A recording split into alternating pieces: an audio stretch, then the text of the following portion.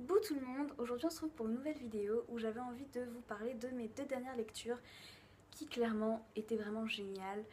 Si vous n'avez pas envie de regarder la suite de la vidéo, vous pouvez déjà retenir ça, que c'était vraiment très bien et que j'aurai pratiquement rien de négatif à dire dessus. Donc le premier livre ce sera Le voyage de Théo de Catherine Clément et le deuxième livre ce sera Geisha de Arthur Golden. Donc Le voyage de Théo de Catherine Clément était un livre que j'ai trouvé extrêmement instructif. Donc ça raconte l'histoire donc de Théo, un garçon de 14 ans qui est gravement malade et donc sa tante pour essayer de le guérir va lui faire un tour du monde. Mais un tour du monde un peu spécial puisque ça va être le tour du monde des religions. En effet donc Théo va parcourir le monde, donc il va dans différents pays et découvrir là-bas de différentes personnes qui pratiquent donc différentes religions et chacune va essayer de lui expliquer en quoi consiste sa religion, quels en sont ses principes, essayer de lui expliquer son histoire. Et voilà, et c'est avec ce tour du monde-là que sa tante espère le guérir. Ce livre est très instructif dans le sens qu'on découvre énormément de religions, de nations que je ne connaissais pas, et on y apprend beaucoup de choses. C'est vrai que c'est un thème qui est parfois peut-être un peu complexe, et je trouve que ce livre le traite vraiment très bien. En plus, on a un peu le côté justement un peu naïf de Théo qu'on peut avoir quand on ne connaît pas aussi ce domaine. Et du coup, c'est vraiment très intéressant. J'ai énormément aimé ce livre. On y apprend beaucoup de choses.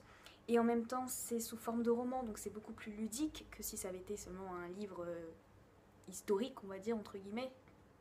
Mais le petit bémol que je mettrais sur ce livre, c'est que parfois, en fait, on est tellement dans l'explication en fait d'une religion que je trouve que le récit vient au second plan. Et je trouve ça parfois un peu dommage. Dommage dans le sens que, du coup, on peut être un peu perdu quelque part parce que finalement ça devient un peu trop ça devient moins ludique. Voilà, j'ai du mal à trouver mes mots aujourd'hui, ça devient moins ludique et on est peut-être à ce moment-là un peu moins proche du livre. Cependant, voilà, c'est quand même bien, même si je trouve que parfois ça aurait été mieux de mélanger un peu plus vraiment récit et explication, mieux le mêler en fait, mêler les deux.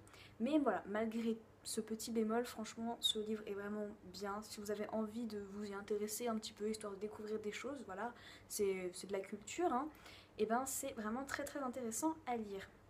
Et d'ailleurs, moi j'ai adoré la partie sur l'Inde, voilà, un petit spoil, parce que voilà, j'aime beaucoup cette culture et en découvrir un petit bout dans ce livre comme ça, j'ai vraiment beaucoup aimé.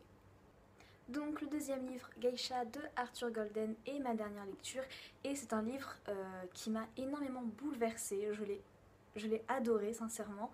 Ça faisait un moment déjà que je voulais le lire et je suis tombée un peu par hasard dessus dans ma librairie et du coup ben voilà, j'ai tout de suite voulu l'acheter et ça a été vraiment une très bonne lecture.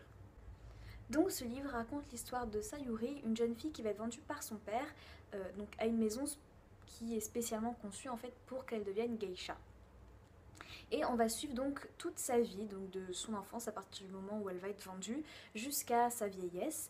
Et on va voir en fait toutes les choses qui se passent finalement quand on est geisha, donc dans les années 30-40, hein, ce livre se passe durant ces années-là. Et oui, voilà, son quotidien et toutes les choses qu'elle va devoir subir, encaisser, les choix qu'elle va devoir faire. Et ce livre était vraiment très bouleversant. Je veux dire, le personnage de Sayuri est vraiment très attachant, elle est vraiment très attachante comme fille. Et j'ai beaucoup aimé ce livre. Sincèrement, je pense, quand j'ai commencé à le lire, je me suis dit que ce serait un bon livre, mais je m'attendais pas à ce qu'il soit aussi bon que ça. Et tout comme le voyage de Théo, j'ai trouvé ce livre vraiment instructif parce que ça nous permet en fait vraiment de découvrir une autre culture totalement différente de la nôtre et finalement d'ouvrir son esprit à d'autres choses. Voilà, je pense que ce livre permet voilà, de découvrir une autre... oui, de découvrir autre chose finalement, un peu différent de notre quotidien, même si ça se passe dans les années 30-40. Je trouve que c'est toujours très intéressant à découvrir et sincèrement j'ai beaucoup aimé ce livre, l'écriture. Il n'y a rien à dire, elle est très bien.